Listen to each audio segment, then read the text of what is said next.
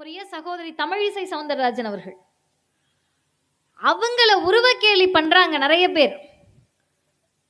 கருப்பு சட்டை போட்ட நீங்க ஒருபோதும் நமக்கு கொள்கை எதிரியாகவே அவர்கள் இருந்தாலும் உருவக்கேலி செய்துவிடக் கூடாது என்று பயிற்சி கொடுத்தவர் ஆசிரியர் ஐயா வீரமணி அவர்கள். இந்த செய்தி இந்த மேடையில் நான் பதிவு செய்து ஆகணும். ஏன்னு கேட்டா, எதிரில் இருப்பவர்கள் நாணயமான எதிரிகள் கிடையாது. தந்தை பெரியார் காலத்தில் இருந்தவர்கள் நாணயமான எதிரிகள். ஆமா, உங்களை எதிர்க்கிறோம்னு சொல்லி எதிர்த்துட்டு போனவங்க. ஆனால் ஆசிரியர் காலத்திலும் இன்றைய முதல்வர் காலத்திலும் இருப்பவர்கள் நாணயமான எதிரிகள் கிடையாது.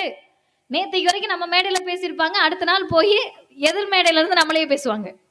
நேற்று வரைக்கும் நம்ம கூட்டத்தில் பேசிட்டு இருந்திருப்பாங்க, அடுத்த நாள் போய் நீங்க என்ன செஞ்சீங்கன்னு எனக்கு தெரியாதான்னு பேசக்கூடிய நாணயமற்ற எதிரிகளோடு நாம் அரசியல் செய்து கொண்டிருக்கிறோம். அந்த சூழலில் ஆசிரியர் சொல்லுகிறார், எங்களை போன்ற இளைஞர்களை பார்த்து சொல்லுகிறார், உங்களால திமுகவுக்கு 100 ஓட்டு 101 மாறணுமே தவிர 99 மாறிடக்கூடாது. இதே வார்த்தையை ஆசிரியர் பதிவு செய்தார். அதனுடைய அர்த்தம் என்ன?